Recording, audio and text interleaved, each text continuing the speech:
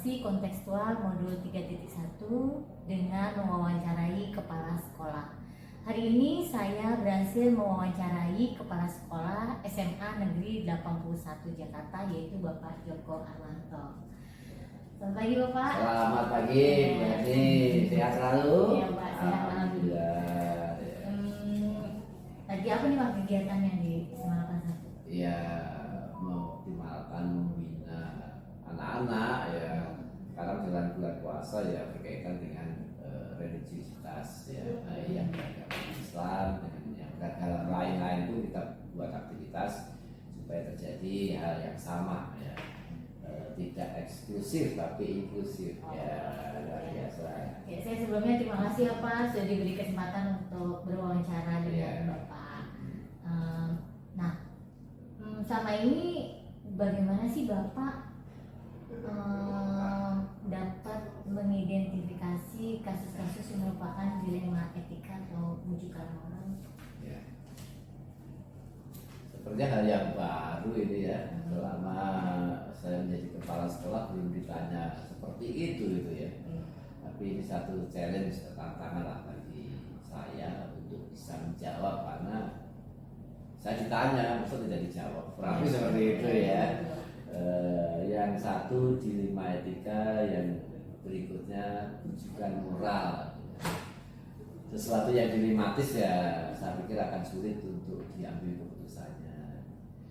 Sesuatu yang sifatnya bujuk-membujuk itu ada unsur negatif-negatifnya ya. Konotasi katanya negatif rujukan ya. Kok enggak rayuan moral itu ya. Rujukan moral itu istilahnya ya. Kalau ditanya bagaimana cara mengidentifikasi ya, karena itu adalah istilah kami yang baru ya. Saya mengartikan dilema etika atau rujukan moral tadi yang seperti saya ilustrasikan tadi, sesuatu yang dilematis, sesuatu yang seperti buah simalakama ya, artinya ketika dimakan bapak mati, tidak dimakan ibu mati, tapi harus mengambil keputusan untuk itu. Karena sesuatu yang baru, mungkin pengalaman yang saya sampaikan ketika mengidentifikasi itu salah satunya begini, misalnya guru BK ya. Guru BK memiliki salah satu etika yang harus dijalankan itu menjaga kerahasiaan, klien atau peserta didik yang mungkin diberi layanan oleh BK.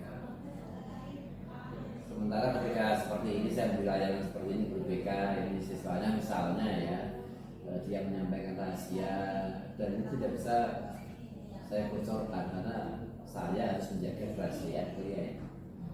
Tetapi oleh bidang siswaan, wakil kesiswaan itu minta datanya secara lengkap karena khawatir salah memberi perlakuan terhadap anak ini misalnya ya, sehingga disitulah muncul dilema etika kalau menurut saya ya, artinya antara saya informasikan data ini atau tidak. Jika saya informasikan berarti saya melanggar etika sebagai guru BK yang harus bisa menjaga kerahasiaan. Jika tidak saya informasikan berarti anak ini bisa dilihat atau dilayani dengan berbagai sudut pandang, tidak ada pemahaman yang utuh tentang anak ini, keunikan anak ini dan seterusnya. Cara mengidentifikasinya ya itu berdasarkan pengalaman. Saya tidak bisa mengidentifikasi karena ini konsep yang baru ya. Tetapi kalau saya identifikasi, saya analogikan misalnya menjaga rahasia tidak hanya masalah guru BK, misalnya masalah setelah rapat pleno kelulusan ya. Dugaan saya ini akan memiliki dilema rujukan moral ya. Dalam arti begini, biasanya orang itu cenderung ingin menginformasikan sesuatu yang baru.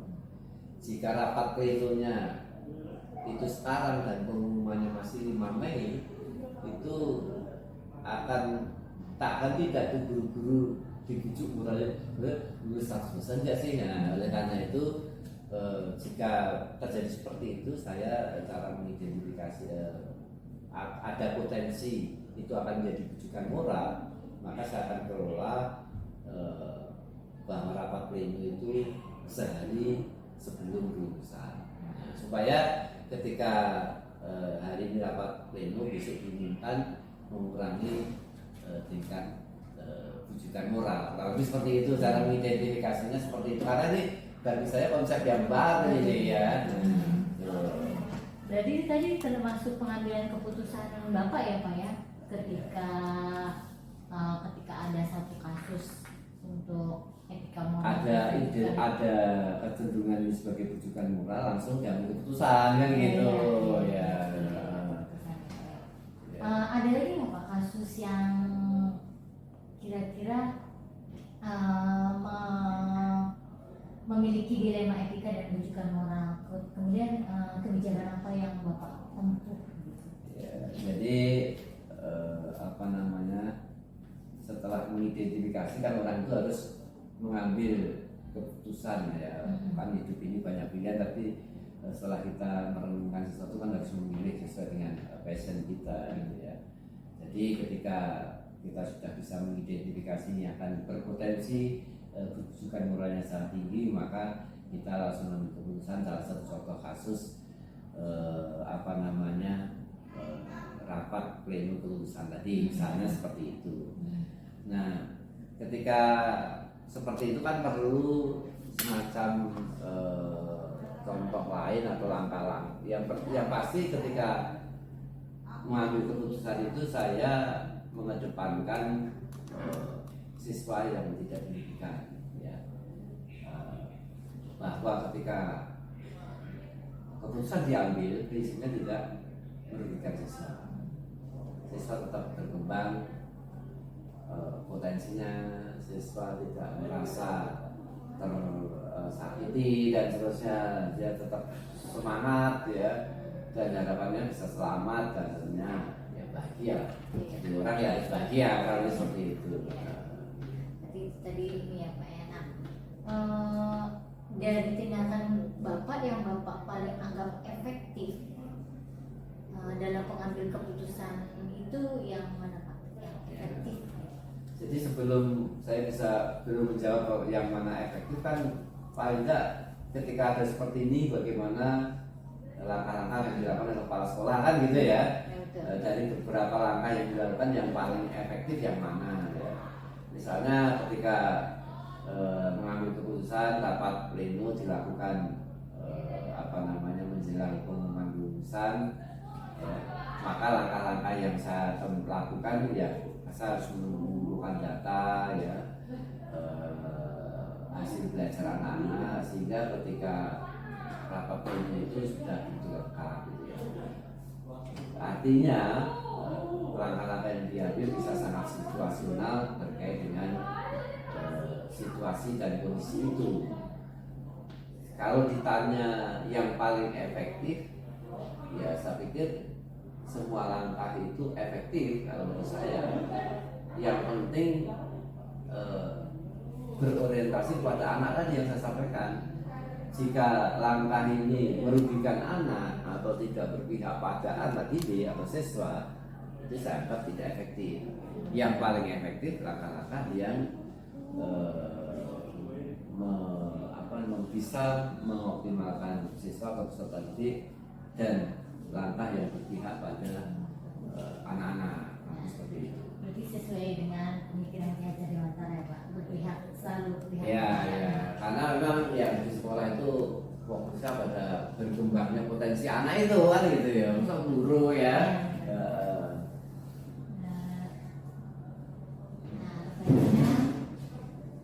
Hal-hal apa saja yang selama ini merupakan tantangan dalam pengambilan keputusan pada kasus-kasus serupa? Yang menjadi tantangan ya, yang pasti kalau namanya dilema etika dan moral pasti tantangannya ya, lebih ya dibanding yang tidak memiliki potensi untuk menjadi dilema etika dan juga moral gitu ya. Tantangan yang paling berat itu adalah masalah beda ya, mungkin ketika saya menjadi guru, ketika menjadi kepala sekolah agak beda ya. Kalau saya sebagai kepala sekolah tantangan yang berat itu adalah memahamkan beberapa komunitas yang memiliki profesional masing-masing. Misalnya BK memiliki profesionalitas seperti itu, sementara guru mata pelajaran memiliki profesionalitas terhadap pelajarannya. Ini untuk menyatukan kadang-kadang agak berat. Maka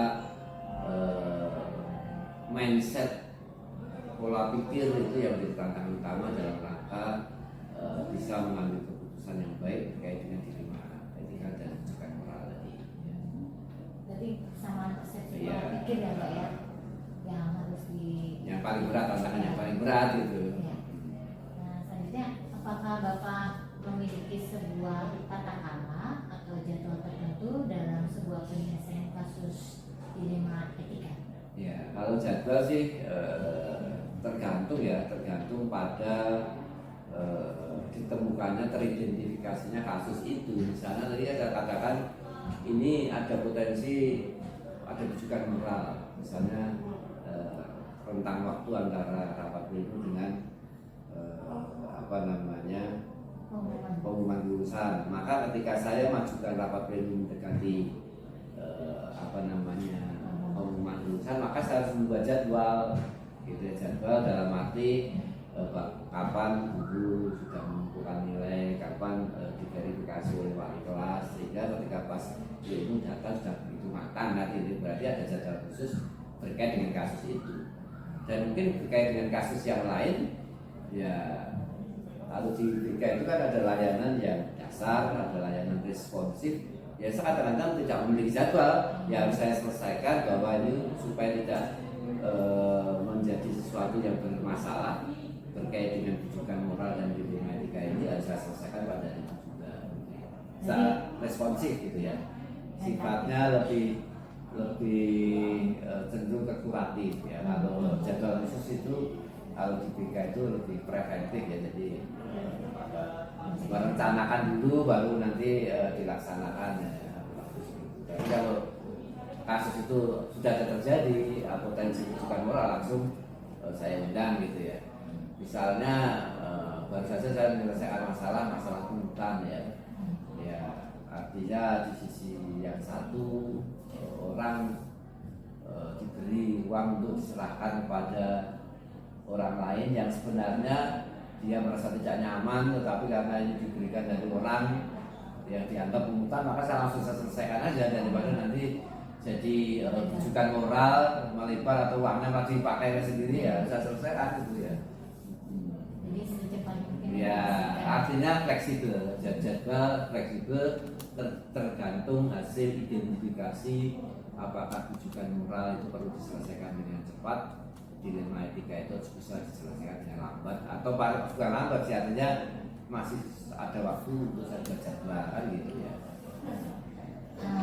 Adakah Pak orang atau faktor-faktor apa yang selama ini mempermudah atau membantu Bapak dalam mengambil keputusan dalam kasus-kasus etika? Kalau masa dilema, faktor yang mempermudah itu kalau yang diajak untuk mengambil keputusan itu memiliki banyak perspektif ya. Artinya banyak perspektif itu melihat tidak hanya dari sisi satu, bisa dari sisi yang lain gitu ya. Kalau orang seperti itu kan biasanya orang yang berpikir terbuka ya, yang mindsetnya terbuka. Jadi kan tantangan terberat itu kan pada bagaimana mindset yang diajak untuk berdialog berkait dengan dilema etika. Maka kalau mana yang mempermudah, kebalikan dari itu, orang memiliki pemikiran terbuka, cenderung orang memiliki pemikiran terbuka itu memiliki jam terbang atau pengalaman yang lebih luas ya. Mungkin berkait dengan faktor-faktor seringnya dia berdiskusi, itu bisa menjadi orang berpikir terbuka ya. Ya itu, jadi itu mempermudah saya dalam menyelesaikan mengambil keputusan yang terkait dengan dilema etika. Apa jadinya kalau guru BK mempertahankan pendapatnya sendiri, siswa mempertahankan pendapat sendiri, tidak ada jalan keluar, akan susah. Bapak anak ini bagaimana bisa optimal akan susah. Pernah saya terjadi misalnya guru masa dulu masih dapat jurusan gitu ya. Guru IPS ngasihnya tidak tuntas, guru IPA ngasih tidak tuntas. bahasa tidak tuntas. Ya, mana ini mau dijurusan kemana ya kan susah gitu ya. Nah, ini kalau semuanya memiliki pikiran terbuka, mungkin ada data lain tidak hanya nilai. Oh ini ketika ini ada data-data seperti ini jadi pertimbangan untuk bisa mengambil keputusan ya agar anak atau klien itu bisa mencapai potensinya, ya, bisa berprestasi dan seterusnya. Pak, dari semua hal yang telah Bapak sampaikan, kira-kira pembelajaran apa yang Bapak bisa petik dan pengalaman apa yang menarik dari keputusan dilema etika itu? Tentunya ada pengalaman baru ya.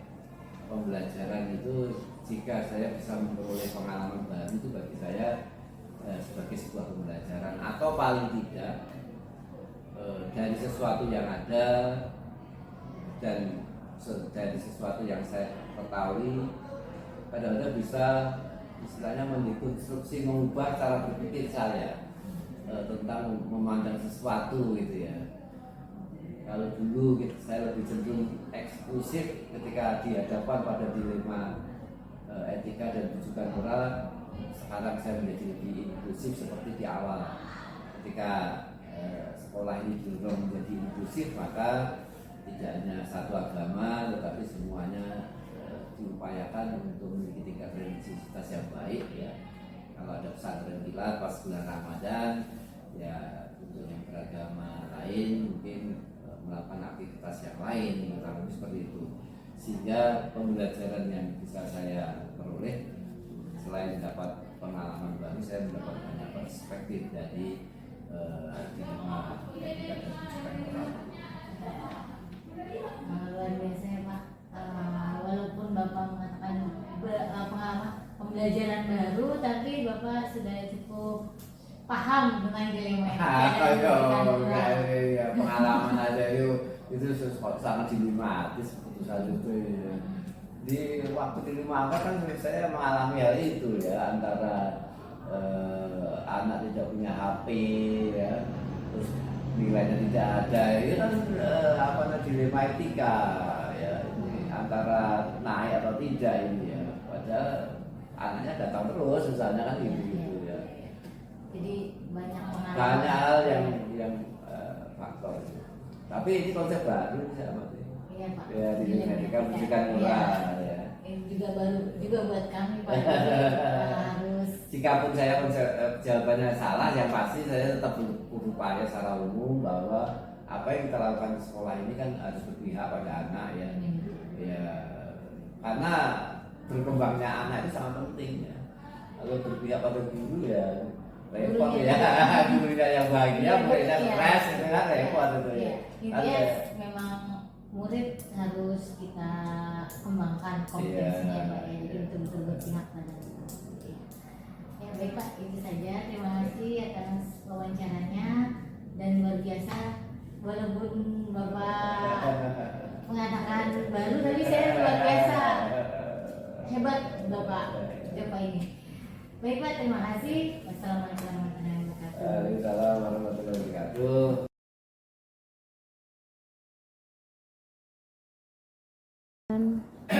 Assalamualaikum Pak. Waalaikumsalam.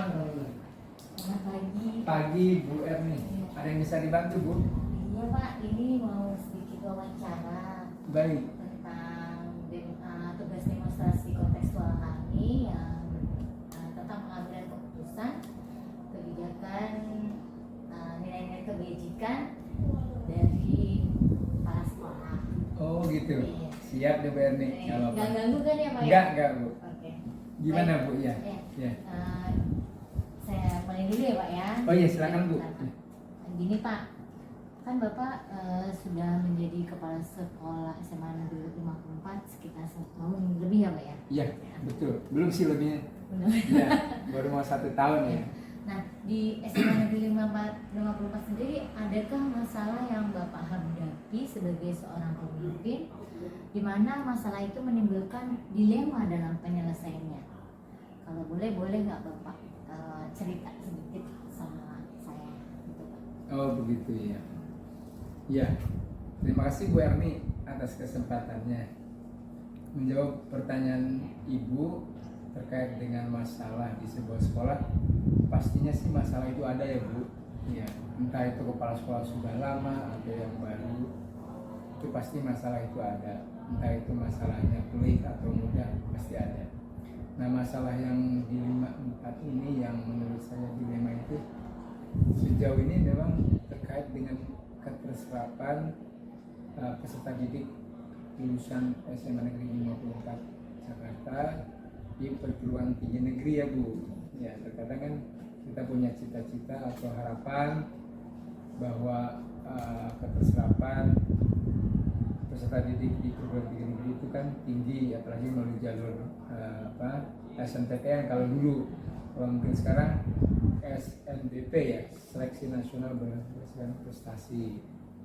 Nah, terkadang itu sih Bu, jadi kita harapannya tinggi tetapi keterserapannya rendah dari 40% itu. Nah, ini biasanya bagaimana kita utamanya mengantarkan anak-anak supaya bisa terserap ya, karena ini berdasarkan nilai rapor, jadi harus dilihat rapornya Bu ya, dilihat rapornya supaya anak-anak itu jangan terlalu anjlok ya gitu. Kalau dalam masa ini keputusan apa yang Bapak ambil? Ya biasanya saya lebih suka diskusi, mencari solusi dengan melibatkan para wakil ya, untuk mencari tahu akar masalahnya seperti apa.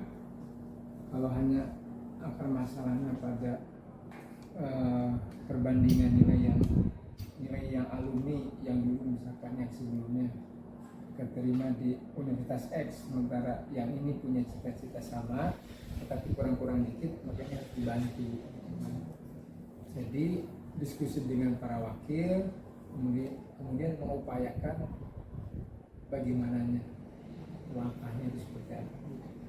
Selanjutnya bagaimana Bapak mengidentifikasi kasus-kasus yang muncul ini Pak? Kemudian mana yang berupa dilema etika dan kira-kira ada tidak rujukan moral dari kasus itu? Identifikasinya ya biasanya ada laporan-laporan dari BK, dari Walas, hasil mereka memanggil dengan anak-anak dan orang tuanya, kemudian guru BK ini menyampaikan ke kepala sekolah tentang harapan. Atau saya mendapatkan laporan dari guru mata pelajaran atau wali kelas, atau bahkan dari wakil saya, para wakil, khususnya wakil kurikulum. Nah, kalau persoalannya terkait dengan dilema etika, ya pastinya iya ya terkait. Karena kita berpikir kan jangka panjangnya supaya SMA Negeri 54 Jakarta ini juga tetap diperhitungkan di baik itu tingkat wali kota, provinsi maupun nasional terkait dengan presentasi keterserapannya gitu. Kalau untuk menjalankan pengambilan keputusan tersebut, terutama untuk kasus dilema kepentingan jangka panjang dan jangka pendek seperti apa?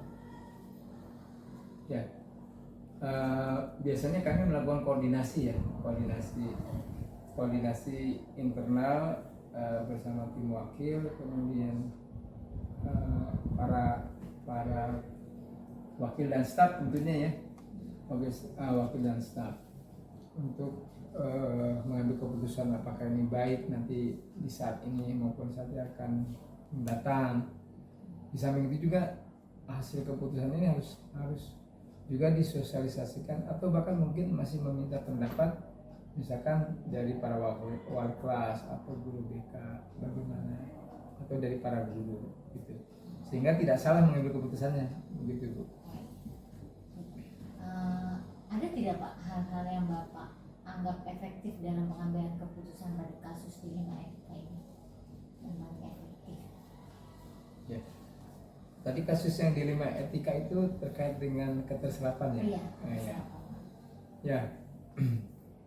Sesungguhnya kalau keputusan yang sangat efektif adalah manakala kita bisa memutuskan untuk membantu salah seorang siswa yang mungkin di dalam hal prestasinya sedikit belum memenuhi, kemudian kita melakukan langkah-langkah, misalkan diberikan pengayaan lebih dahulu, atau ya diminta guru mata pelajaran itu harus melihat atau mereview kembali nilai yang diperoleh anak. Sekiranya nilai yang diberikan oleh guru tersebut belum begitu signifikan dengan kemampuan kompetensi si anak, kalau pendapat saya sih memang harus dilakukan review. Nah, lagi-lagi kalau masalahnya itu kan hak prerogatifnya guru ya. Guru sesungguhnya memberikan penilaian itu idealnya harus sesuai dengan kompetensi siswa. Tapi terkadang hal ini tuh tidak semuanya guru dapat melakukan. Pasti masih ada celah kekurangannya. Nah, ini perlu dikompromikan, perlu dipertemukan antara guru mata pelajaran sama siswa, sama pimpinan maupun wakil kurikulum supaya tepat keputusan. Jadi yang efektif adalah mengkomunikasikan ya, betul, semuanya. betul Berni, ya, mengkomunikasikan. Apakah Bapak memiliki aturan atau jadwal tertentu dalam menyelesaikan sebuah kasus di lima etika? Dan kalau jadwal tertentu sih sepertinya sih tidak ada ya.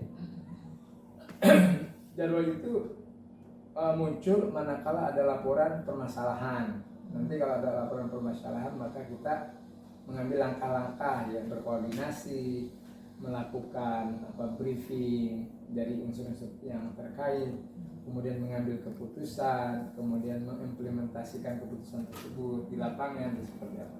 Lalu nanti mereview dan merefleksikan, melihat kembali apakah keputusan ini tuh efektif atau tidak dari segi apa, misalkan kebermanfaatannya itu bagaimana, besar atau kecil gitu kan. Nah, seperti itu barangkali. Nah, menurut Bapak tantangan dari pengambilan keputusan itu dari dilema etika itu seperti apa Pak? Yang tantangan yang paling berat dari pengambilan keputusan dilema etika itu? Ya.